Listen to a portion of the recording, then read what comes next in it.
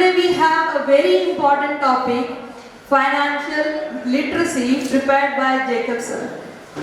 The accomplishment of many life goals, including retirement, the study plans, even the travel, become easier with a proper financial planning.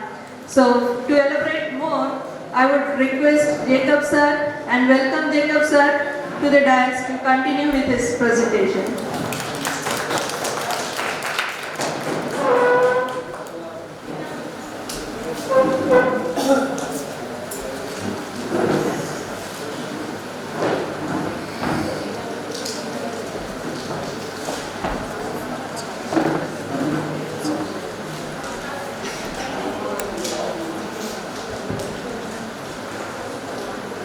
Respected Principal Father Shiva Grace, Vice Principal Mr. Tony Thomas, Academic in charge and Headmasters of Junior Section Mr. Shiva Grace, my senior most colleague Mrs. Prabha Anjali Yadav, and my respected friends.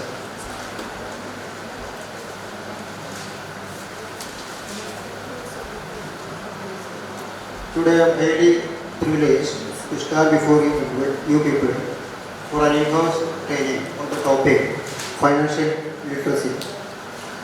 All of you know that finance or money is one of the most important things in our day-to-day life. So we have to understand how we spend it, how we earn it, and how we preserve it for future.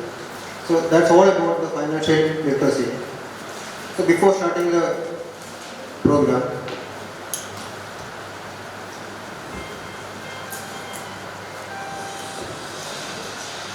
I would like to remember two important persons in my life. One is my mentor. I have studied commerce for 7 years, and I am lucky to have my teacher, Dr. K.K. Kuriakose, who taught me 6 years. Second person, you are familiar with the name and photo, so I don't want to elaborate. So before starting the topic, I will like to drag your attention on the topic literacy. When you talk about the topic, today's session is divided into 4 categories. First one is savings, second one is budgeting and spending, third one is debt management, and finally you study investing.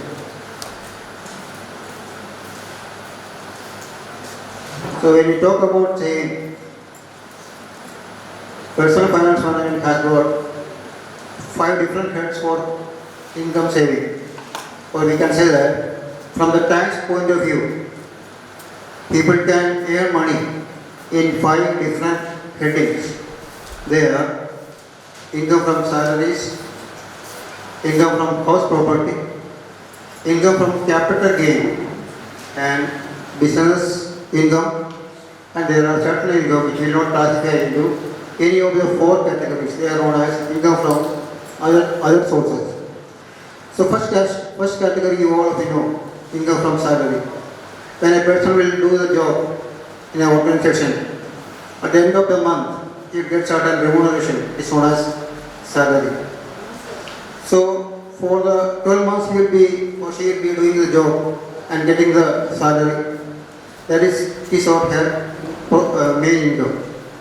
Second income is known as income from house property. If somebody has bought certain houses which will be given for rental purpose, during the year they will get some income from that. It is known as income from house property. Capital gain means during the year, whenever you will sell some property which was in your name and you are making certain profit, government will charge you some tax. It is known as tax on capital gain. If you buy a house and it is used for a minimum period of 5 years, and after that you are selling it for a profit, the profit will be a chargeable tax, chargeable income, tax chargeable income. Then similarly, fourth one is business or profession.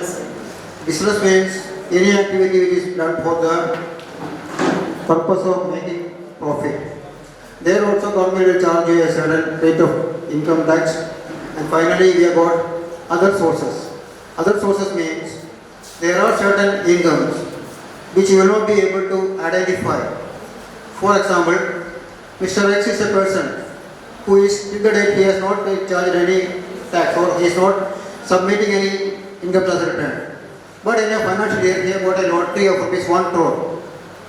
Suddenly he will be under the tax net because he got an income of rupees 1 crore. So government will put under the income under the category of income from other sources. So these are the incomes available with us. With this income you have to manage or you have to adjust your final investment or whatever may be in life is possible. So these are the income side because these are the portions where you will be getting the income. Then we will move to the next topic. It is known as budgeting and spending. Budget, you know that it is a statement which should show on one side you will be showing the income, other side you will be showing the expenditure. So from the household viewpoint, every house will be running with a certain budget. It can be differ from person to person. Some family will be having a budget of 10,000. At the same time, the other budget will be having a exposure of rupees 1 lakh, 2 lakh like that. So there also you have to understand, if you are not able to control your budget properly, you will be in trouble. See that in the particular budget, there are certain items which are known as expected incomes. From where you are supposed to get incomes, that is the meaning of expected incomes. And where you have to spend the money, that is known as expenses side. So when your expenses are more than the income, you are in a danger area. You have to understand, you are not able to control your expenses because your expenses are greater than income. So you have to do something which you should be controlling the budget properly. See, whenever you have got a budget, you have to understand that income you cannot increase because normally it is not possible. Suppose you are doing a job, you will be doing the job and getting the salary for a particular time period. And your employer, your management will not increase your salary month after month. It is not possible. So you have to wait for 1 year or 2 year period to have to get an increment. So that means your income is stable there. There is no question of increasing your income. But where you can make the adjustment? Adjustment can be made on the part of expenses only. So you have to classify the expenses according to the priority basis. Which are more priority, according to you, which are more priority. You have to spend that much only. So you have to understand the expenses which are in priority. You have to spend more for that. And you have to avoid all the expenses which are unnecessary, which will not give any productivity for your life or will not give anything to return. So you have to avoid that one. That way you have to control the expense and spending. Then only your life or your budget will be stable and you will be having the control over the activities. Otherwise it is very difficult to control the things if your expenses are more than your income. Such budget is technically known as deficit budget. And the expense, on the other hand, when the budgets are in positive mode, that means incomes are greater than expenses, we will call it as surplus budget. So some of you might have seen that on 1st of February or 2nd of February, our Finance Minister Nirmala Sitharaman presented a budget in the Parliament. So it is India's unfortunate that we are all getting, or all the governments, whether it is a BJP or Congress, they are all presenting the deficit budget. Deficit means your expenses are more than the income. Why it happens? It happens because of the politicians. They promise so many things which are impractical, practically not possible. So that way they have to promise so many things to the public. And once they will come to the power, they have to implement at least 50% of the promise. But the thing is that money is not there. So from where we will get the money? That is why since 1947, India is witnessing every budget is a deficit budget only. So political leaders will not think that money is there or not. They will make the promises. But from the technical point of view, for the economics people, they will advise that okay, it is not possible because money is not there. You don't have that much income to make the projects are low. But politicians will not stop there. They will do the activity. That is why we are having a deficit budget. So imagine that the same thing will be with our house also. So when the housekeeper or the head of the house is not able to realize that my expenses are more than my income, he or she will be in big trouble because you see television news, newspaper news, especially in South India, you can see that so many families are making suicides because of the debt trap. 50 lakhs, 70 lakhs they have to give to the bank people, they have to give to the financial institutions because of their poor thinking on part of the financial literacy. So don't take it as a right part. You have to understand it's very important for each and every family to make financially literate. Otherwise, someday you are going to be in big trouble. Okay. Third one is known as debt management or managing debt. Debt means any amount you have taken from the bank or any organization for a interest. The rate of interest will be there. That means it shows a negativity. Whenever you ask the people who are old or you ask your grandfather or father, they will definitely say that don't take any loan. Taking loan is it's just like a crime. You cannot take the loan. But from the modern part of financial management, financing part, you have to take certain loans because it will help you. Say for example, if you have taken a loan for house around 25 lakhs or 30 lakhs and you are paying the housing loan for 15 years, it is not a bad thing because from the income tax purpose, it will help you. So you have to understand, all the loans are not bad. There are certain loans where you utilize it. That will benefit you in the future. Similarly, that will help you to make your credit score more. As when credit score is a concept where you have to understand, for your business activity, financial activity, you will be getting certain points. According to that point, you will be getting the credit score. So whenever you take a housing loan, it will increase your credit score. And you are repaying it or repaying it properly. That will create your good image in front of the government also. So from the point of view that all negativity are there, but you have to understand certain loans are, you have to use it properly. Here you see that there are 7 boxes are there. First one is, take account of your statement of accounts on regular basis. You people having accounts in banks, isn't it? So it is necessary that you check your bank statement regularly. Sometimes what will happen, bank will deduct money from your account. Maybe 500 or 600 rupees by mistake or like that. But if you do not ask, they will not rectify it. They think that it's our duty to debit and credit. So it's your part to understand. You have to check your bank statements on properly on each specified period. Say for example, for monthly or once in a 2 months like that. Second part, you have to check your credit score. Credit score you can easily check.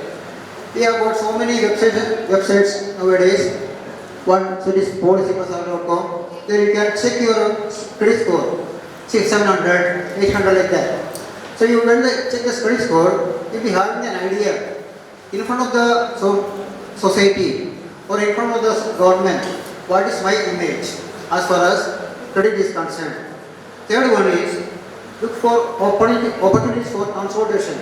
That means, suppose if you have already taken 3 or 4 loans from different banks, so you can make a consolidation. How can we? You select only one bank and all the loans you put in a single bank. That will help you get good credit score. And your EMI will be on a single day only. If you are having any five or six bank loans, and EMI dates are going on different dates. It is difficult for you to remember. So it's better you make the consolidation part. Third one, fourth one, you have to be honest by yourself for your spending. So you know that what is your income. According to that you have to spend. You should be honest to yourself first. Then only you should be honest to others. So in that case you have to understand my limit is this much and I have to spend this much. If you follow that one, there will not be any difficulty. Fifth one, determine the quantity of debt. Suppose I just told you have to take a loan. So determine that how much loan you need and accordingly plan your debt. So that can be your, that will be good for your repayment also. Then figure out how much extra you can budget. So we have already seen the budget part. Suppose if any item is going overlapping, you are spending more or you are getting more. Accordingly you adjust your budget. That's when you figure out your budget. And finally, determine the debt reduction strategy. Suppose you have got a loan and you think that the loan is quite lengthy. You can easily reduce your loan amount. For example, your EMI is 10,000 rupees and you want to reduce your EMI, there is a chance, there is an option there. So you have to do that 5 or 6 installment, say for example 70,000, 80,000 rupees. You pay in a single month. That you can reduce your EMI. It is possible when the loan is taken and this loan is not old. Say for example after taking the loan, after taking 3 months, 3 years or 4 years time period, you can do this one, it will be beneficial to you. Otherwise what will happen if you check your credit score statement, you can know that. Suppose I have taken a loan of rupees 15 lakhs. My EMI is 8,000 rupees. In the initial stages, out of the 8,000 rupees only I am paying 1,300 or like that towards the principal amount. The rest amount is going to the interest only. So if your loan is new one and if you pay the installment amount 5 or 6 installment at a time, that can reduce your overburden.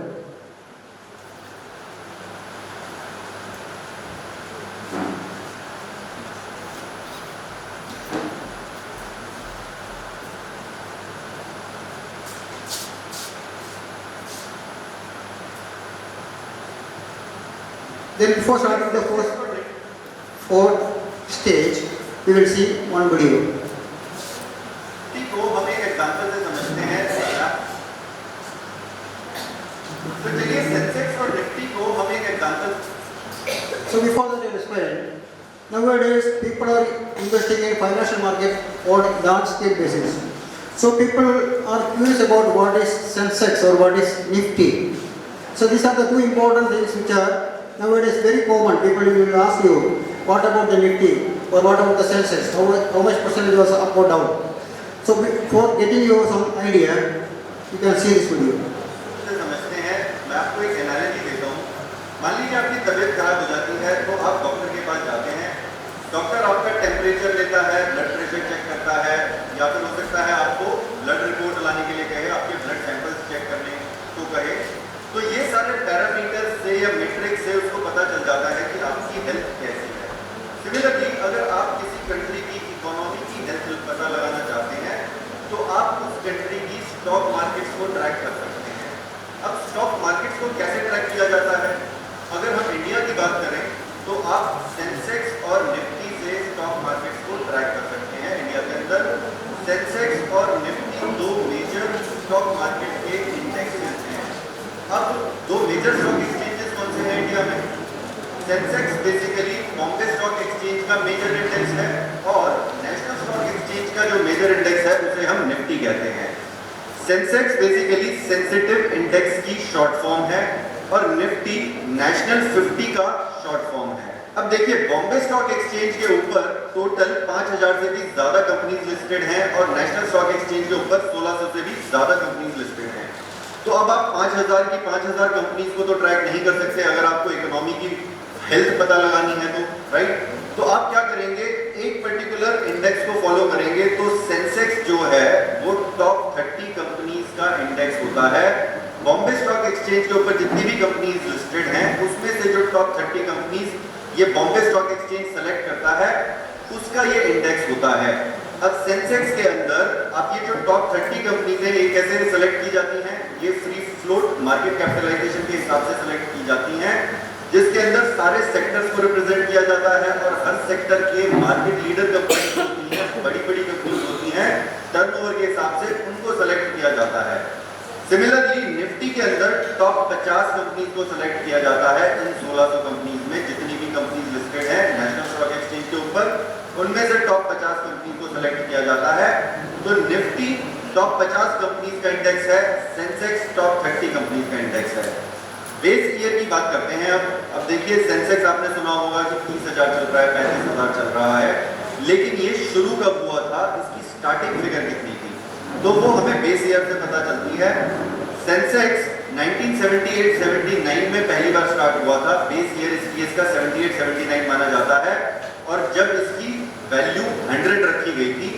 Similarly Nifty की जो value है वो 95-96 इसका base year है और 1000 इसकी base value रखी गई थी। तो अगर इसको हम और थोड़ा सा डिटेल में समझना चाहें तो देखिए, अगर मान लीजिए सेंसेक्स की वैल्यू 100 थी 1979 के अंदर, तो आज की डेट में अगर हम कहते हैं कि 35,000 के आसपास सेंसेक्स चल रहा है 2018 के अंदर, तो देखिए अब ये ग्रोथ कितनी हो गई। अगर आप इसकी कंपाउंडेड एनुअल ग्रोथ रेट निकालेंगे तो ये करीब करीब 16% से ज्यादा आ जाएगी। तो हर साल 16% के रिटर्न दिए हैं। तो 1980 के अंदर ये मान लीजिए 116 हो गया, फिर 116 के ऊपर 16% रिटर्न हो गए। इस तरीके से रिटर्न 16% आपके कंपाउंडेड एनुअल ग्रोथ रेट आ जाती है। सिमिलरली आप निफ्टी की भी ग्रोथ रेट निकाल सकते हैं कि 1000 की ये पहले 95-96 में, और अगर आज 10,000 से ज्यादा है तो हमारी कितनी कंपाउंडेड एनुअल ग्रोथ रेट हो गई। अब देखिए सेंसेक्स जो है ये लार्ज कैप कंपनीज को कवर करता है, टॉप 30 कंपनीज को कवर करता है। सिमिलरली निफ्टी जो है ये भी लार्ज कैप कंपनीज को, टॉप 50 कंपनीज को कवर करता है। लेकिन अब अलग अलग सेक्टोरल इंडेक्सेस भी होते हैं। अगर आप खाली ऑटो सेक्टर को ट्रैक करना चाहते हैं, मान लीजिए टाटा मोटर्स और ये हीरो मोटोकॉर्प, ये सारी जितनी भी ऑटोमोबाइल कंपनीज हैं, तो अगर आप ऑटो सेक्टर की हालत पता लगाना चाहते हैं तो आप ऑटो इंडेक्स को फॉलो कर सकते हैं। सिमिलरली पावर इंडेक्स को भी पब्लिश किया जाता है, बैंकेक्स आपका बैंकिंग इंडेक्स हो जाता है। फिर आपके मिड कैप और स्मॉल कैप इंडेक्सेस भी अलग से पब्लिश होते हैं, और ये दोनों ही बॉम्बे स्टॉक एक्सचेंज और नेशनल स्टॉक एक्सचेंज दोनों ही अपने अपने इंडेक्सेस पब्लिश करते हैं, ये अलग अलग। तो सिमिलरली आप नेशनल स्टॉक एक्सचेंज के अंदर भी आप ऑटो वाला इंडेक्स को फॉलो कर सकते हैं, पावर इंडेक्स फॉलो कर सकते हैं, बैंक है, मिड कैप है, स्मॉल कैप है। हेल्थ केयर को आप ट्रैक करना चाहते हैं, हेल्थ केयर आपको मिल जाता है, पावर का मिल जाता है। इस तरीके से आप अलग अलग सेक्टर्स को भी ट्रैक कर सकते हैं। तो ये तो हो गई कंपैरिजन की बात सेंसेक्स और निफ्टी की। अब हम कुछ सेलिएंट फीचर्स देखते हैं सेंसेक्स और निफ्टी के। देखिए पहले तो मैंने जैसा आपको कहा कि ये free float market capitalisation method से कैलकुलेट होती हैं, जो इसके अंदर टॉप 30 कंपनीज होती हैं या निफ्टी के अंदर टॉप 50 कंपनीज होती हैं। फ्री फ्लोट मार्केट कैपिटलाइजेशन का क्या मतलब है? जो टोटल मार्केट कैपिटलाइजेशन है एक कंपनी का, उसमें से आप प्रोमोटर की होल्डिंग, प्रोमोटर या गवर्नमेंट का जो शेयर है, अगर मान लीजिए कोई गवर्नमेंट की कंपनी है, सेमी गवर्नमेंट कंपनी है, तो प्रोमोटर की या गवर्नमेंट की आप होल्डिंग माइनस कर देते हैं, क्योंकि जो प्रोमोटर और गवर्नमेंट की होल्डिंग है ये वाले शेयर्स ट्रेड नहीं होते हैं मार्केट में। तो जितने शेयर्स ट्रेड होते हैं उनका मार्केट कैपिटलाइजेशन निकाल लिया जाता है, उसके हिसाब से टॉप 30 कंपनी या टॉप 50 कंपनी सेलेक्ट की जाती है।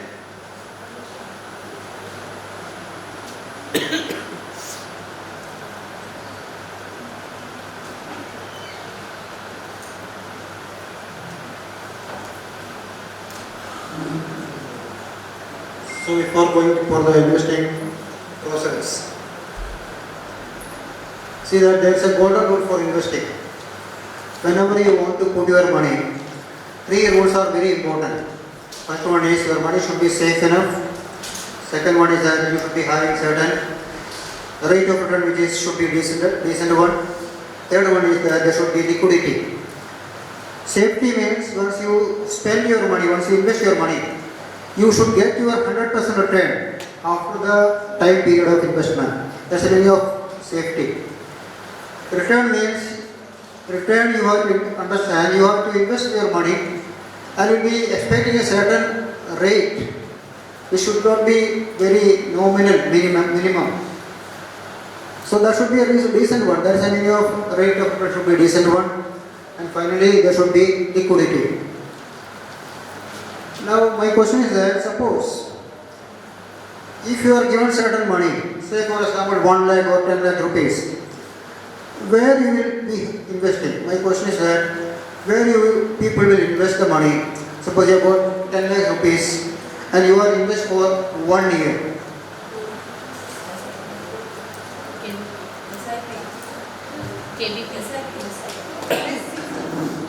पाँच दस वाला खुलेगा 5% interest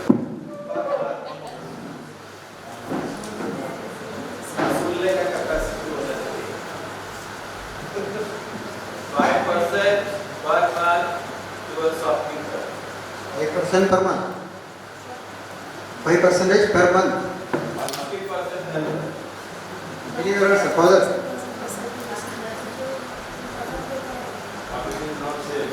We will go for a safe investment where we are sure of where we may be sure of getting the return and the safety of that particular amount also. It's always better for a safe. You may go for a UTI or SIP plans. So that will be much better. And those who want to take risk can put in shares and debentures. From today's scenario, what investment you prefer? Government or private?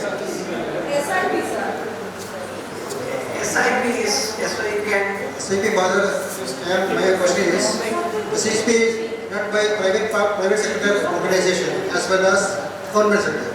When you talk about government sector, we have got UTI, State Bank of India. yes, They are government sector organizations. yes. Similarly, we have got the Reliance Mutual Fund, largest in the world. Now, But the problem is we cannot expect that. In fact, they may be giving more return to you. But the safety part is always a question. The other day, Adani Group just went from top to the lowest level, and because in the share market it always been a projection what they give, and based on the projection the shares the transactions take place, and we cannot be sure that whether this transaction what have been done is genuine or not. I mean, that's what I want that one. So that's far a very good answer, because when you talk about Sensex, just now I told, around 58,000 something it was yesterday. It was a crash yesterday, around 5,500 points, market was down.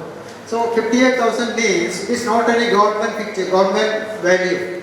It's only a sensitive value, it's only a private sentiment or personal public sentiment. So Sensex is not backed by any government system. Understand that. If somebody will say that 50,000 is the value, don't go there, it is actually there. It's only a public sentiment. Similarly, when you have holding some share, company will be having very good reputation. But when the market will crash, all will crash. There will not be any bad or good. Everybody will come down. That's the problem of Sensex. Similarly, when the market will go up, everyone will go up. There will be some bad company also. So that's a danger at particular level. So projection will not be the same, it will not give you the same picture. So you have to understand, you have to study properly, and you have to invest properly. Then father told that you have to invest in the mutual fund. And what do you mean by mutual fund? What is the difference between investing in mutual fund and investing directly? I will tell. Suppose I am investing in a share directly. I am investing my money without my knowledge, my study. And if something will happen tomorrow, nobody will be responsible, I will be the sole responsible.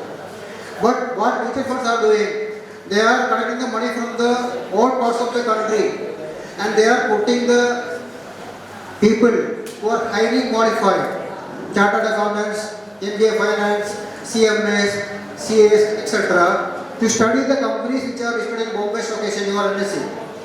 So a group of 10 or 25 students will be there, all look after, all looking after a company.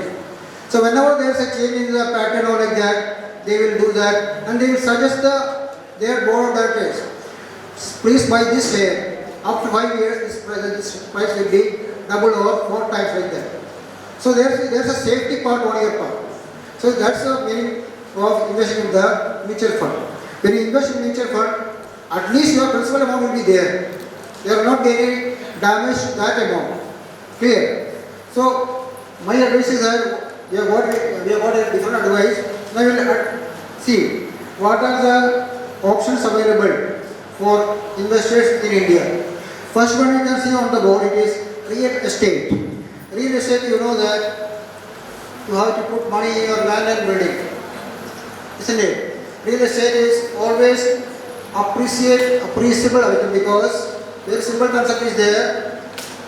Each and every second our population grows, but our earth will not grow. A simple concept that is appreciated. Even though people are increasing, land is there, our earth is there, it is not increasing. On that basis, you can make it get a good return. Is return there. What are the plus points?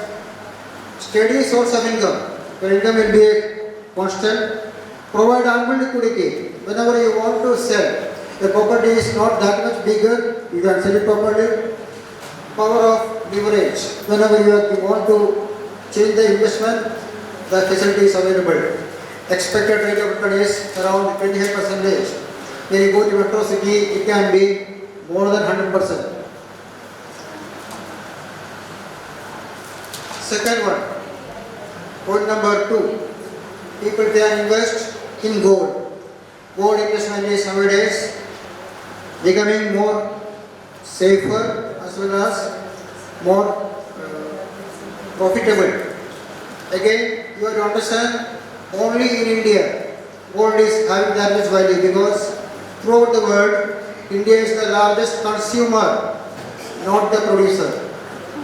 So that is some risky factors there. It is value is determined by international market. So there can be some decrease or force on the part of the price of the gold. Third one is known as government securities. The most safest security as far as safety is concerned. Because you see that examples are post office investment, provident fund investment, public provident fund, all the schemes provided by the government. Why it is the safest one? Because it is the central government of India giving you the guarantee. Your money will not be lost. So that guarantee cannot be given by any other organization. Then comes the last one, investment in financial market.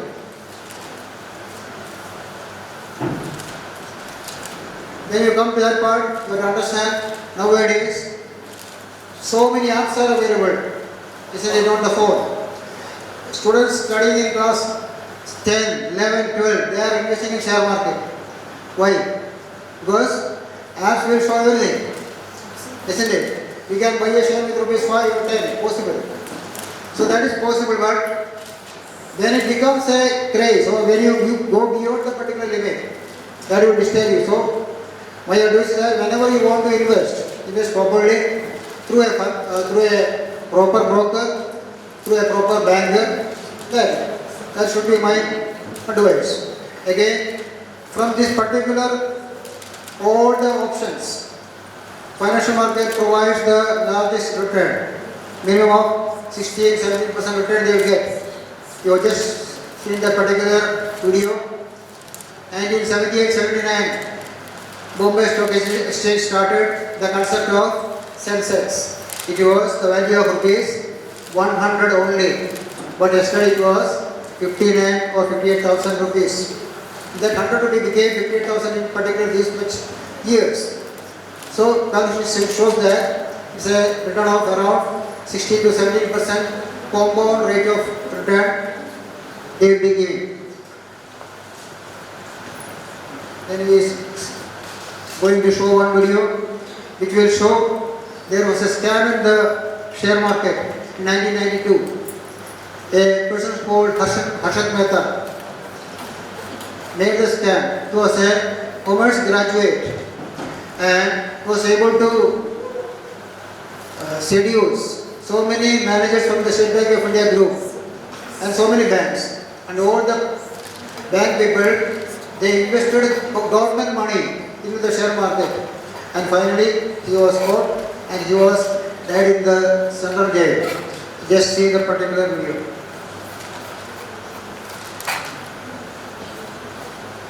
तो आज की इस video में हम बात करेंगे scam 1992 के बारे में एंड समझेंगे कि स्कैम 1992 में हुआ क्या था। And I am pretty sure कि आप सबने स्कैम 1992 शो भी देखा होगा, हर्षद मेहता की उसमें डैशिंग एंट्री म्यूजिक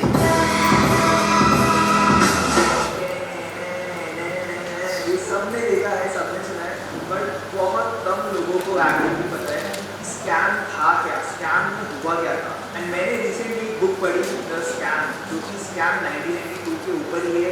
यही वो बुक है जिसके ऊपर स्कैम 1992 जो शो है वो बना था। ये बुक सुचिता दलाल ने लिखी है एंड ये बुक पढ़ने मुझे इतनी सारी बातें पता चली जो कि शो में भी ठीक से नहीं दिखाई थी एंड जो कि मैक्सिमम लोगों को पता ही नहीं। सो आप में से जिन लोगों को नहीं पता, 1992 में एक बहुत ही बड़ा स्कैम, आई थिंक इंडिया का सबसे बड़ा स्टॉक मार्केट स्कैम सामने आया था। एंड इस स्कैम के बीचों बीच एक स्टॉक ब्रोकर हर्षद मेहता था और उस टाइम पे स्कैम का साइज 4000 करोड़ था, जो कि आज के हिसाब से 2021 के हिसाब से अप्रॉक्सीमेटली 25,000 करोड़ है। जो हमने नीरव मोदी और विजय माल्या का स्कैम देखा था, उनको अगर हम मिला भी दे तो भी उससे ज़्यादा बड़ा स्कैम है आज के टाइम। एंड जब ये स्कैम 1992 अप्रैल में सामने आया, उस टाइम पे सेंसेक्स 4,400 पे था एंड इसके एग्जैक्टली एक साल पहले अप्रैल 1991 में सेंसेक्स 1200 पे था। यानी कि जब तक ये स्कैम चल रहा था उस एक साल में सेंसेक्स की वैल्यू ऑलमोस्ट 4 टाइम्स हो चुकी थी। और इस हाई राइज के पीछे जो रीज़न था वो ये था कि स्टॉक मार्केट में उसको बहुत ज़्यादा पैसा आ रहा था, बट किसी को समझ नहीं आ रहा था कि इतना ज़्यादा पैसा कहाँ से आ रहा है, कौन डाल रहा है मार्केट में, जिसके कारण मार्केट इतना तेज़ी से बढ़ रहा है। लेकिन ये पैसा आ कहाँ से आ रहा है? अगर अभी मैं आपको स्ट्रेट अवे बता दूंगा तो आपको समझ आएगा नहीं, जैसे आपको स्कैम 1992 देखने के बाद भी समझ में आया। इसलिए अभी हम पहले कुछ बेसिक चीज़ें समझेंगे उस टाइम के बैंकिंग सिस्टम के बारे में एंड उसके बाद आपको पक्का समझ आ जाएगा। तो 1991 में RBI की 2 ऐसी रेगुलेशन थी जिनको समझना बहुत ज़्यादा इंपॉर्टेंट है स्कैम को समझने से पहले। एंड ऑब्वियसली जितने भी बैंक थे उनकी रेगुलेशन को तो फॉलो करना ही पड़ता था। पहला है CRR, cash reserve ratio, and इसके अकॉर्डिंग किसी भी बैंक को अपने टोटल पैसे का, टोटल कैश का एक सर्टेन अमाउंट RBI के पास डिपॉजिट करके रखना होता है at 0 interest rate. And obviously इसके कारण बैंक्स के पास जो लिक्विडिटी होती थी, जो कैश इन हैंड होता था, वो थोड़ा कम हो जाता था। एंड दूसरा है SLR, statutory liquidity ratio, and इसके अकॉर्डिंग एक बैंक के पास जितने भी डिपॉजिट होते हैं उनमें से एक सर्टेन पोर्शन उनको गवर्नमेंट सिक्योरिटीज में रखना पड़ता था। एंड ऐसे इकोसिस्टम में बहुत सारे ऐसे बैंक हैं जिनके पास लिक्विडिटी ही, कैश बहुत ज़्यादा था, बट उनके पास गवर्नमेंट सिक्योरिटीज नहीं थे। कुछ बैंक ऐसे थे जिनके पास सिक्योरिटीज एक्स्ट्रा थी बट उनके पास कैश कम था। तो इससे बायर एंड सेलर का मार्केट क्रिएट हो गया इन बैंक्स के बीच में। इसके अलावा क्योंकि CRR के कारण इन बैंक्स का जो लिक्विडिटी है यानी कि कैश इन हैंड है वो कम हो जाता था, इसलिए वो दूसरे बैंक से कुछ टाइम के लिए पैसे उधार भी लेते थे शॉर्ट टर्म के। एंड ये banks basically ready forward deals का यूज़ करते थे इन short term lending and borrowing के लिए। एंड इन रेडी फॉरवर्ड डील्स में बेसिकली होता क्या था, लेट सपोज कोई बैंक ए है जिसको थोड़े से पैसे चाहिए, कैश चाहिए एंड उसके पास कुछ गवर्नमेंट सिक्योरिटीज भी है, तो वो बैंक बी के पास आता है एंड कहते हैं कि तुम मेरी गवर्नमेंट सिक्योरिटीज रख लो कुछ टाइम के लिए, गिरवी रख लो बेसिकली मेरी गवर्नमेंट सिक्योरिटीज को, एंड इसके बदले मुझे शॉर्ट टर्म के लिए 2 हफ्ते के लिए, 1 महीने के लिए, कितने भी टाइम के लिए थोड़ा सा कैश उधार दे दो। एंड ये बैंक बी फिर उन गवर्नमेंट सिक्योरिटीज को रख देता था, थोड़ा सरप्लस कैश बैंक बी को दे देता था एंड एक बार बैंक के वो कैश इंटरेस्ट के साथ बैंक बी को वापस करके बैंक बी गिरवी रखी सिक्योरिटीज बैंक ए को वापस दे देता था। And this whole system was very nice and sweet, but यहाँ पे एक छोटी सी दिक्कत आती थी, होती थी इन गवर्नमेंट सिक्योरिटीज़ को फिजिकली बैंक ए से बैंक बी ले जाना और वहाँ पे डिपॉजिट करना, क्योंकि इन सिक्योरिटीज़ को वैसे भी बहुत छोटे टाइम पीरियड के लिए ट्रांसफर किया जाता था, एक्सचेंज किया जाता था एंड तब सारे पेपर फॉर्म में होते थे। अब तो सारा ऑनलाइन है, इलेक्ट्रॉनिक फॉर्म होता है, बट तब फिजिकली इन कॉपीज़ को या फिर इन सिक्योरिटीज़ को एक जगह से दूसरी जगह ले जाना होता था, तो थोड़ा टीडियस टास्क था। तो इस पूरी प्रॉब्लम को अवॉइड करने के लिए BRs यानी कि बैंक रिसीप्ट्स का यूज़ किया जाता था इंस्टेड ऑफ उन सिक्योरिटीज़ को देने के। एंड बेसिकली होता क्या था कि जो बोरोइंग बैंक होता था जिसको बेसिकली अपनी गवर्नमेंट सिक्योरिटीज़ डिपॉजिट या गिरवी रखनी होती थी, तो सिक्योरिटीज़ देने की जगह एक बैंक रिसीप्ट दे देता था लेंडिंग बैंक को। एंड ये BRs बेसिकली एक रिकॉर्ड या फिर एक कमिटमेंट होता था कि मेरे पास आपकी कुछ सिक्योरिटीज़ है जो मैं आपको हो करता हूँ एंड मैं आपको सिक्योरिटीज़ दे दूँगा। तो अगर आपके पास कुछ सिक्योरिटी बट आपके पास BR है, तो आपका बैंक क्लेम कर सकता है ऑफिशियली कि मैं इन सिक्योरिटीज़ का ओनर हूँ, इवन तो वो सिक्योरिटीज मेरे पास। एंड ये पूरे रेडी फॉरवर्ड डील्स के सिस्टम को बहुत कन्वीनियंट कर देता था, क्योंकि अब आपको सिक्योरिटीज़ देने की जरूरत नहीं है, आप पैसे ले लो, उसके बदले एक BR दे दो सिक्योरिटीज़। एंड एक बार आपने पैसे और इंटरेस्ट के साथ वापस कर दिया, BR वापस ले दो, वो BR कैंसिल हो जाता था। बिना एक्चुअल सिक्योरिटीज़ को एक्सचेंज करे आपका पूरा रेडी फॉरवर्ड डील हो जाता था। एंड यहाँ तक तो सब कुछ नाइस एंड स्वीट अगर अच्छा लग रहा है कि BRs भी आ गए, पूरा रेडी फॉरवर्ड डील्स भी हो रहा है, तो कुछ स्कैम कहाँ से आया और हर्षद मेहता की एंट्री यहाँ कैसे हुई? तो बेसिकली उस टाइम पे जितनी भी ये रेडी फॉरवर्ड डील होती थी, एक बाइंग बैंक को एक सेलिंग बैंक से मिलाना, उनका मेल मिलाप करना, ये सब ब्रोकर्स करते थे। And Harshad Mehta was one such broker. और RBI के यहाँ पे एक और इम्पोर्टेंट ये था कि जब आप कोई दो बैंक रेडी फॉरवर्ड डील्स करते हैं, तो जो पैसे का जो ट्रांसफर है वो डायरेक्ट बैंक टू बैंक होना चाहिए, किसी ब्रोकर के पास बीच में किसी और के पास पैसे नहीं आने चाहिए, डायरेक्ट ट्रांसफर ऑफ कैश होना चाहिए। एंड हर्षद मेहता क्या करता था, वो बेसिकली ऐसे बोरिंग बैंक से उनकी सिक्योरिटीज़ या फिर एक BR ले लेता था एंड कहता था अब आप मुझे कुछ दिनों का टाइम दो, मैं आपको पैसा दिलवाता हूँ। एंड दूसरी ओर हर्षद मेहता ऐसे लेंडिंग बैंक ढूंढता था एंड उनको कहता था कि आपको पैसा लेंड करना चाह रहे हो, आप मेरे को दे दो एंड मुझे कुछ दिनों का टाइम दो, मैं आपको BR या सिक्योरिटीज़ दिलवाता हूँ। और ऐसा करना भी इलीगल था, RBI के रूल्स के अगेंस्ट था। एक बैंक को रेडी फॉरवर्ड डील में डायरेक्टली पैसा दूसरे बैंक को देना होता, ब्रोकर को नहीं देना होता, बट ये लोगों ने फिर भी किया। एंड फिर हर्षद मेहता क्या करता था, ये जो उसके पास लेंडिंग बैंक का पैसा है जो कि उसने उनके बोरोवर को दिया नहीं है, वो उस पैसे को स्टॉक मार्केट में करता था। एंड उस टाइम पे हर्षद मेहता स्टॉक मार्केट का राजा था, he was the big bull at that time. And वो जिन भी स्टॉक में पैसे डालता था वो स्टॉक उठते थे एंड उससे उसको प्रॉफिट होता था। और फिर हर्षद मेहता दो चीज़ें करता था, या तो वो अपने स्टॉक मार्केट के प्रॉफिट को बुक करता था, जो बोरोइंग बैंक था उसको वो पैसा दे देता था और प्रॉफिट अपने पास रख देता था, या फिर हर्षद क्या करता था, वो तीसरा बैंक ढूंढ लेता था जो कि पैसा लेंड करना चाहता है, उनसे पैसा लेता था एंड वो पैसा फिर वो जो ओरिजिनली जो बोरोइंग बैंक था उसको दे देता था। एंड यही लूप हर्षद चलाता रहता, फिर जो बैंक B और C को पैसा देना है उसके लिए वो कोई दूसरे बैंक ढूंढता एंड ऐसे चेन हर्षद मेहता और बहुत सारे बाकी लोग भी चलाते रहते थे। एंड जो उनके पास पैसे आते रहते थे बीच में, उसको वो स्टॉक मार्केट में डाल के स्टॉक्स की वैल्यू को इन्फ्लेट करते रहते थे। इसके अलावा हर्षद मेहता एक स्टेप और आगे चला गया था। अभी तक तो फिर भी जो बोरोइंग बैंक था वो पैसे उधार लेने के लिए अपनी जो बैंक स्कीम या फिर सिक्योरिटीज देते थे, लेकिन हर्षद मेहता ने दो बहुत ही छोटे बैंक बराज और मेट्रोपॉलिटन कॉर्पोरेटिव बैंक्स में सेटिंग करी, उनके जो टॉप के मैनेजमेंट थे उनसे वो सेटिंग करी एंड उनसे एक बैंक रिसीव लेनी शुरू कर दिए, मतलब ऐसे बैंक रिसीव जिनके पीछे कोई अंडरलाइन सिक्योरिटी है ही नहीं। एंड हर्षद मेहता इन्हीं फेक बैंक रिसीव को इशू करके लेंडिंग बैंक को देता था, उनसे पैसे लेता था and in turn stock market में इन्वेस्ट करता था। एंड यहाँ पे आपको भी समझ आया होगा कि हर्षद मेहता जैसे ब्रोकर्स एंड बहुत सारे बैंक्स ने RBI के रूल्स की धज्जियाँ उड़ा दी। फर्स्ट ऑफ ऑल इन बैंक से जो पैसे ट्रांसफर करने होते हैं वो डायरेक्टली दूसरे बैंक को करने होते हैं, ब्रोकर को नहीं कर सकते, उन्होंने ऐसा किया।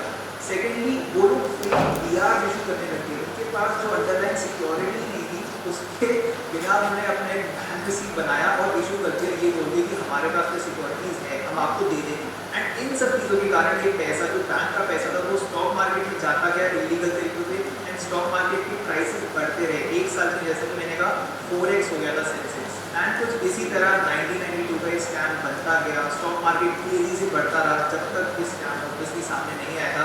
बट अप्रैल 1992 में स्कैम सामने आया, सुचिता दलाल ने बहुत ही इंपॉर्टेंट रोल प्ले किया था स्कैम को सामने लाने में। एंड एक बार ये स्कैम सामने आया पूरे इंडिया में तहलका मच गया था, ये हर कोई इसी चीज़ के बारे में बात कर रहा था, पार्लियामेंट में, न्यूज़ में, हर जगह इसी चीज़ के बारे में बात हो रही थी। एंड बहुत सारी डिफरेंट एजेंसीज ने इस स्कैम को इन्वेस्टिगेट भी किया, RBI ने डेफिनेटली किया, CBI ने भी इन्वेस्टिगेट किया, ED ने किया, इनकम टैक्स डिपार्टमेंट, बहुत सारे एजेंसीज ने इस स्कैम को इन्वेस्टिगेट किया था। एंड अब अगर आप जाके स्कैम 1992 शो फिर से देखोगे तो ऑब्वियसली आपको मज़ा तो फिर से आएगा, फाइनेंस वाली चीज़ों को एक फील आती है, बट अब आपको बहुत सारी टेक्निकल चीज़ें भी समझ आने लगेगी, आपको समझ आएगा कि अच्छा स्कैम में हुआ क्या था। ये जो छोटे छोटे सीन्स दिखाए थे कि बैंकर्स लड़ते हैं, कुछ बड़े बड़े टर्म्स यूज़ कर रहे हैं, अब आपको चीज़ें समझ बेटर आने लगेगी।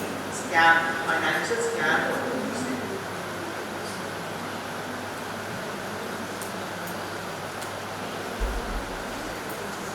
You can see on the screen what the rate of return Sensex is giving for the last 10 years, and same time Nifty also almost they are almost equal.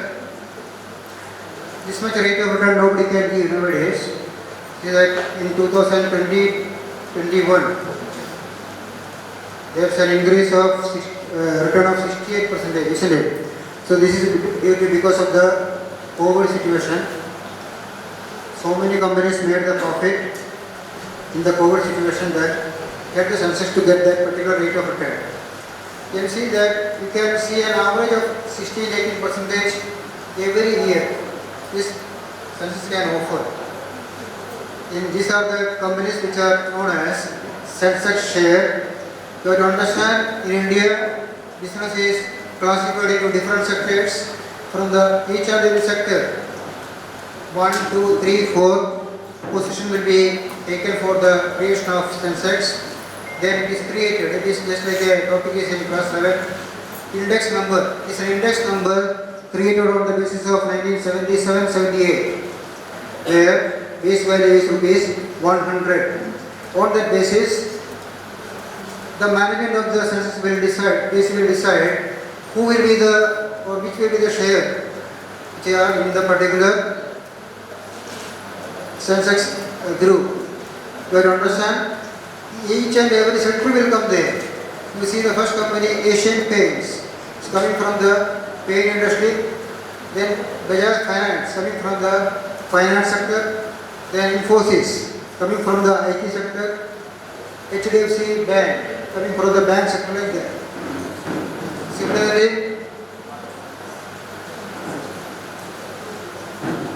all the companies are there which are having market capitalization. That means, how you calculate the market capitalization? You have to understand, when you calculate the market capitalization, you have to multiply the number of shares into the current market price. Then you get the market capitalization.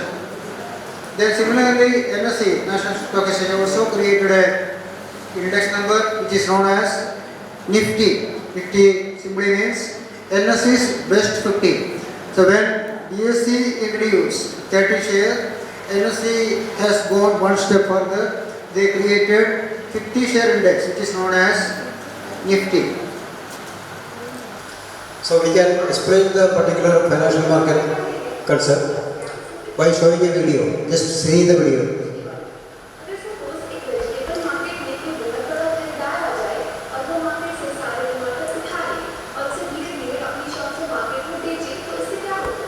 Obviously टमाटर की demand बढ़ जाएगी क्योंकि supply limited है, इसकी वजह से इसकी प्राइसेस भी इंक्रीज हो जाएंगे। तो अगर इसी चीज़ को हम स्टॉक मार्केट से रिलेट करें, तो अगर आप स्टॉक मार्केट में इन्वेस्ट करते हैं तो आपको ये तो पता ही होगा कि किसी स्टॉक की प्राइसेस में फ्लक्चुएशन आपका प्राइमरी फैक्टर है demand and supply. So in the same way किसी शेयर की डिमांड कम है तो उसकी प्राइस भी काफ़ी कम होते हैं, और वैसे ही अगर किसी शेयर की डिमांड ज़्यादा है तो उसकी प्राइसेस फिर ज़्यादा होती है, क्योंकि लोग जनरली इस बात में फंस जाते हैं कि अगर किसी शेयर की प्राइस थोड़ा ज़्यादा है तो इसका मतलब कि वो कंपनी अच्छी होगी। बट अगर यही डिमांड आर्टिफिशियली क्रिएट की जाए तो, यानी कि अगर मैं और मेरे कुछ लोग मिलकर बहुत हाई वॉल्यूम में किसी शेयर को ट्रेड करने लग जाए तो इससे किसी भी शेयर की प्राइस में बहुत ज़्यादा अफेक्ट आएगा। तो आज हम ऐसे ही कुछ स्कीम्स की बात करते हैं जिसकी वजह से हुआ था one of the biggest stock market fraud. Hello everyone, welcome back to technology ticker. This is Kirti and आज हम डिस्कस करेंगे pump and dump scheme and circular trading and So here you can see that so many things are happening in the financial market. Okay. So here one of the biggest frauds or one of the biggest scams is done by Ketan Parekh. Actually he was a chartered accountant and he was also in the group of Harshad Mehta. So we have already seen in the first video that Harshad Mehta was a simple BCom graduate. Under him Ketan Parekh was there. So he studied everything from the handling of share by the Harshad Mehta. So he started his own way of making a scam or making money. That's the meaning of Ketan Parekh fraud case study. So here you see and understand how the scam was happened. Executive marketing schemes को use करके किया था करोड़ों का fraud.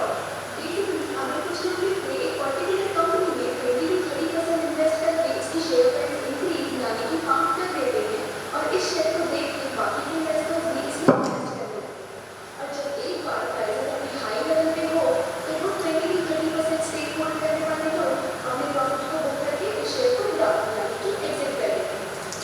So it is the strategy of financial market or broker in the financial market. What they will do, they purchase share in huge quantity, and by seeing them, normal public will buy. ये तो human psychology है. एक आदमी करेगा तो दूसरा आदमी देख के करेगा. Same 100% same activity will be done in the financial market also. So Ketanparek, what he was doing, he was purchasing some of the shares which are very low quality, or we can say that paper companies. So he used huge amount of money to buy such share. So by seeing him, other people in the market thought that these companies are very good, so they also started to buy. Let's see what happened after that. तो इसे कहा जाता है कंपेंड down. अगर इस चीज को support करने के लिए अगर बहुत सारे स्मॉल ट्रेडर्स या ब्रोकर्स मिलकर फ्रीक्वेंटली मार्केट सेल करें, आपकी स्टॉक की ट्रेडेड वैल्यू बढ़ जाए, लोग भी ट्रेड कर स्टॉक में इन्वेस्ट करके और फिर स्मॉल ट्रेडर्स और ब्रोकर्स अपने प्रॉफिट को बुक करके निकल जाए, तो इसे हम सर्कुलर ट्रेडिंग कहेंगे। तो चलिए हम जानते हैं कि केतनपारेख आखिर थे कौन और कैसे उन्होंने इस स्कैम को अंजाम दिया। केतनपारेख का प्रोफेशन एक सीए था। उन्होंने अपने करियर की शुरुआत हर्षल मेहता की कंपनी में काम करने के साथ स्टार्ट किया था। हर्षल मेहता भी देखा जाए तो अपने बहुत बड़े स्कैम के लिए जाने जाते हैं। अब जैसा बड़े बुजुर्ग कह रहे हैं, बुरी सभ्यता से तो हमेशा बुरा ही होता है। एनीवे, अगर आपको हर्षल मेहता स्कैम के बारे में जानना हो तो उनका दिए गए कार्ड पे क्लिक करके आप उनको देख सकते हैं। केतनपारेख का स्टॉक ब्रोकिंग का फैमिली बिजनेस था, जिसकी वजह से वो शेयर मार्केट को काफी तरह जान चुके थे और अच्छा खासा एक्सपीरियंस भी ले चुके थे। 1997 और 98 की वक्त में .com यानी कि टेक्नोलॉजी सेक्टर में बूम चल रहा था और केतनपारेख जिन स्टॉक्स में सबसे ज़्यादा इंटरेस्टिंगली इन्वेस्ट करते थे वो थे आईसीई सेक्टर के स्टॉक, यानी कि ये stocks IT, communication and entertainment sector से बिलोंग करते हैं। तो ये देख के लोगों को ये लगने लगा कि केतनपारेख की हर प्रेडिक्शन ट्रू हो रही है, क्योंकि वो जिस भी स्टॉक्स में इन्वेस्ट करते थे उनकी प्राइसेस इंक्रीज हो जाती। जैसे कि HFCL कंपनी के शेयर्स बढ़ गए थे फ्रॉम 42 रुपीज टू 2000 रुपीज तक। Now we talk about the company known as HFCL. Full form is Himachal Futuristic Communication Limited. Actually it is a paper company. तो देखिए केतनपारेख इसको कहाँ से लेके आया। ये शेयर का प्राइस जब 10 रुपये था, उन्होंने खरीदा उसको, बाद में आ गया कि 42 हो गया और एक बूम पीरियड में इसका शेयर चला गया 2000 रुपये। तो इमेजिन 42 से 2000 रुपये तक प्राइस चलने के बाद कितना प्रॉफिट बनाया रहेगा। तो एक्चुअली कंपनी कुछ पेपर ही कंपनी था, नॉट ए गुड कंपनी। तो उसका नाम का अंदर कम्युनिकेशन देख के पब्लिक सोच रहा था ये बहुत बड़ा कंपनी है जिसमें कम्युनिकेशन का फ्यूचर काम करता है, चलता है। वो हिसाब से केतनपारेख इसमें पैसा लगाया, तो उसी का कंसेप्ट के अंदर उसको पीछे आके लाखों आदमी पैसा लगा दिया। तो व्हाट हैपन, ये 42 से स्टार्ट किया, 2000 टच कर दिया। आगे देखिए। एंड ग्लोबल प्राइसेस को भी 23 रुपीज से 3000 प्लस तक जा चुका था एंड जी की प्राइसेस भी 30 रुपीज से 700 तक पहुंच चुकी थी। सो इसके साथ दो कंपनी और केतनपारेख हाथ लगाया, इसका नाम है JTL और जी टेलीविजन मीडिया। जी टेलीविजन थोड़ा फेमस है, JTL उतना फेमस नहीं है। You can see in the screen how much money they have appreciated. 73 से लेकर 3000 रुपये चला गया और जी का प्राइस था 30 रुपये का, 700 चला गया। तो इसमें और थिंग्स आर्टिफिशियली डन, ऐसा कोई जेन्युइनिटी इसमें नहीं था। ये सब केतनपारेख अपना पैसा डाल के उसको मार्केट में आर्टिफिशियली उठने को मतलब उठा दिया शेयर का price. See the 3 examples, HFCL चला गया 42 से 2000, JTL चला गया 73 से 3000 और जी टेलीमीडिया चला गया 30 रुपीज से 700। तो आप लोग इसमें गैप की यू सी द गैप, इतना गैप में प्रॉफिट बना दिया कौन, केतनपारेख बना दिया। उसके बाद वो क्या किया, वो वहाँ से वो 3000 टच किया, 2 टच किया, वहाँ से वो बेचना चालू किया। ये see what happened after that. ऐसे कई स्टॉक्स थे जिसको वो केटन स्टॉक्स का पोर्टफोलियो कहते थे और ऐसा कर करके उन्होंने कई सारे बड़े So you understand, he has selected minimum of 10 share का एक बंडल करता था।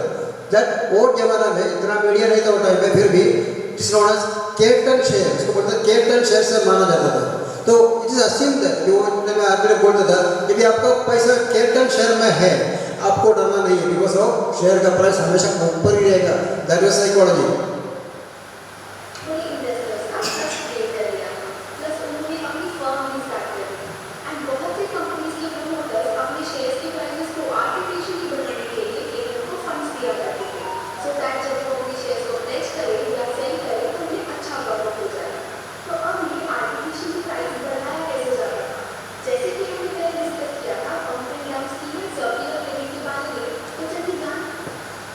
Now the question is regarding how the share spread can be artificially created and raised.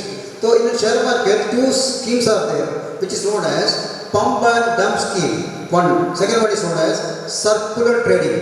ये दो मेथड्स है, ब्रोकर लोग अपना जो पसंद कंपनी का शेयर को ऊपर उठाता था, ऊपर एक और उठाने के बाद प्रॉफिट बुक करने के बाद उसको फेंक देता था. That's the meaning of pump. Pump means you will raise. The dump means फेंक देना. तो ये काम होने के बाद चीज को फेंक देता था. उसका वो मेथड का नाम है pump and dump scheme. And second one is known as circular trading. Just see the explanation.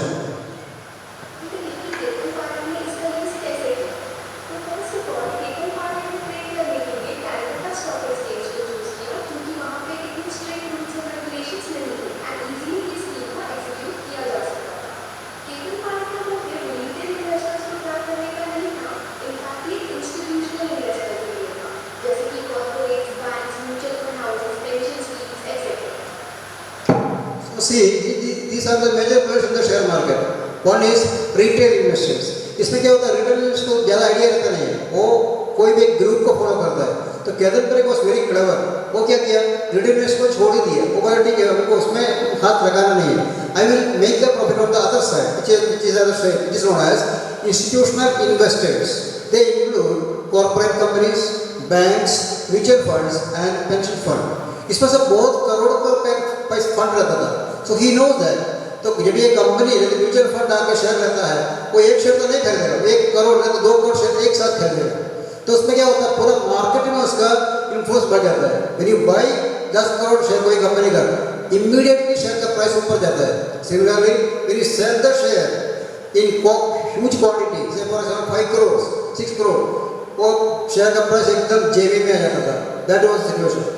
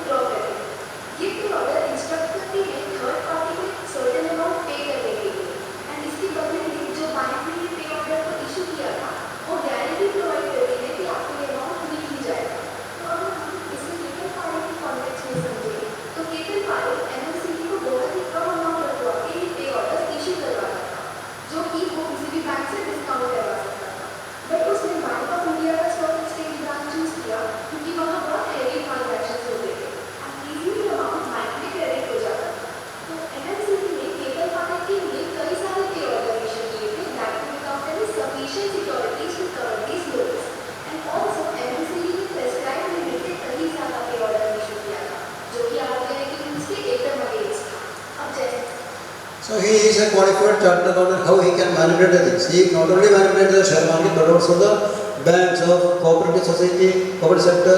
Say Bank of India is one of the premier banks at that time. He also managed to make the manipulation that also. Actually, when you have to make the payout in the bank from the bank, you have to pay the sufficient money. Then only bank will issue the bank draft for pay order. But in this case, what happened? He manipulated all the members, so all the board of directors of this cooperative bank. and he used to get crores of money each and day by issuing the pay order where there is no security at all. Actually, money is not backed by anything. Simply it is only paper money. That was the case of this man. जैसा कि पे order discount होने के bank of India यानी BOI तो BOI ने उन पे ऑर्डर्स के अगेंस्ट में पीपल कार्ड को 137 करोड़ रुपीस दे दिए एंड जब वो पे ऑर्डर्स क्लियर होने के लिए भेजा गया तो पता चला कि ये सारे पे ऑर्डर्स तो बाउंस हो चुके हैं। इसके अलावा पीपल कार्ड ने भी दूसरी कंपनी से एसोसिएट्स भी बहुत सारे बैंकों से लोन ले पाया and even other multiple bank ने भी पीपल कार्ड के नाम पे पे ऑर्डर्स इशू किए थे। जब ये एमएनसीबी से पे ऑर्डर इशू हुआ था तो उसे काफी बड़े बैंक्स को भी प्रभावित देखा है जैसे कि SBI, BOI, PNB and even global trust bank को क्योंकि उन्होंने प्रेस्क्राइब लिमिट से कहीं ज्यादा लोन इशू किया। इन द सेम वे जब 2001 में यूएस में .com बबल बर्स्ट हुआ तो यहाँ का टेक्नोलॉजी इंडेक्स नैस्डैक क्रैश हुआ उसका इफेक्ट पेटेंट स्टॉक्स पे भी आया एंड वो भी डिक्लाइन होने लगा जिसकी वजह से बैंक्स पेटेंट को और शेयर्स एज अ कोलेटरल रखने को कहने लगे। Now understand the concept of Nasdaq. Nasdaq is one of the most famous and global share market, which is normally deals in only companies which are in the sector of IT and communication field. So during the 90s, what happened? Ketan Parekh supported so many companies which are in the telecom communication and IT sector.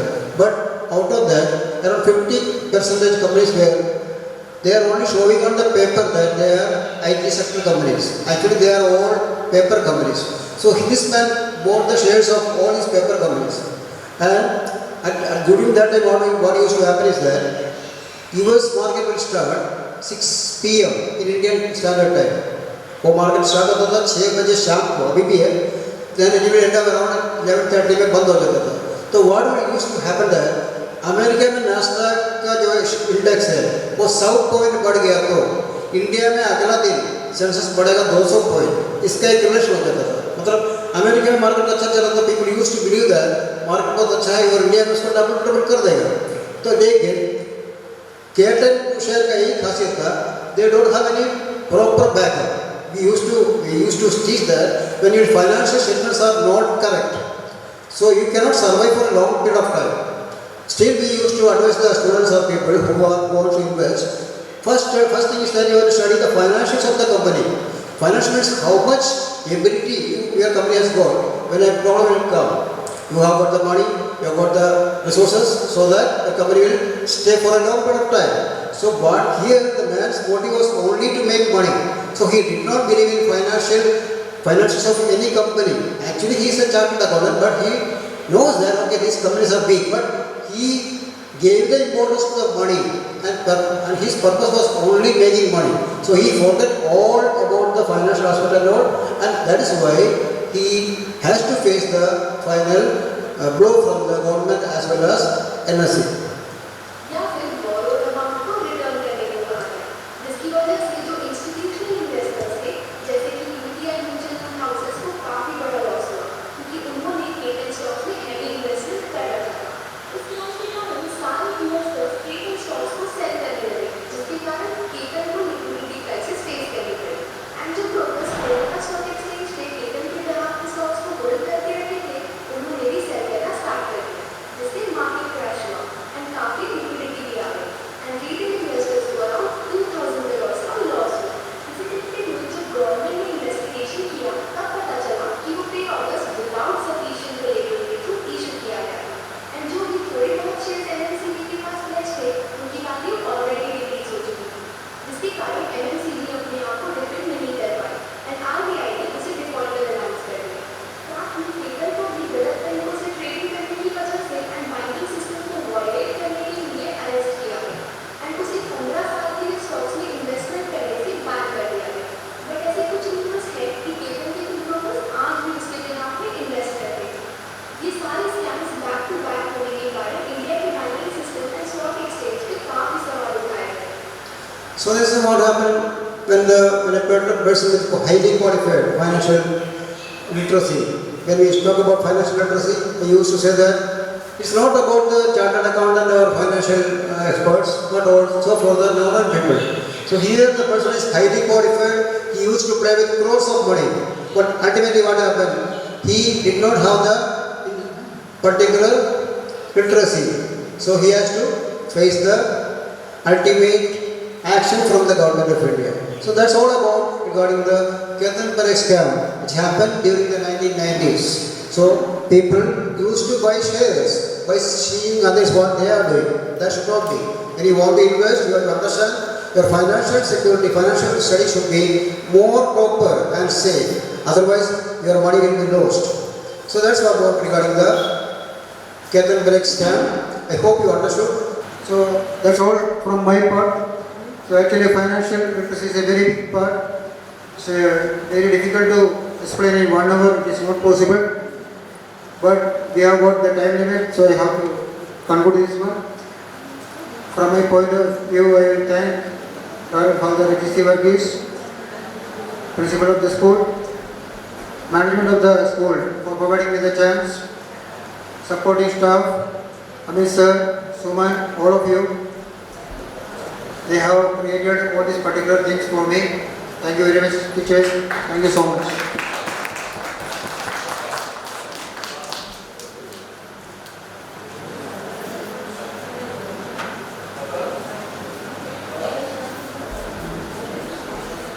Thank you, sir, for this wonderful and enriched session. What I noticed today, that everyone who is sitting in this hall have paid keen attention and focus throughout. This only shows that how much important is finance for us. Obviously, the financial literacy inspires confidence. The people that are financially literate are better prepared for the emergencies and for their future. Thank you once again, sir, for this creating an awareness about the financial literacy and sharing your valuable information with us about all the parameters of investment. Not only for us, it's very important that we share all these things to the children and involve children for the financial things, because what the biggest and best part with the student is the time.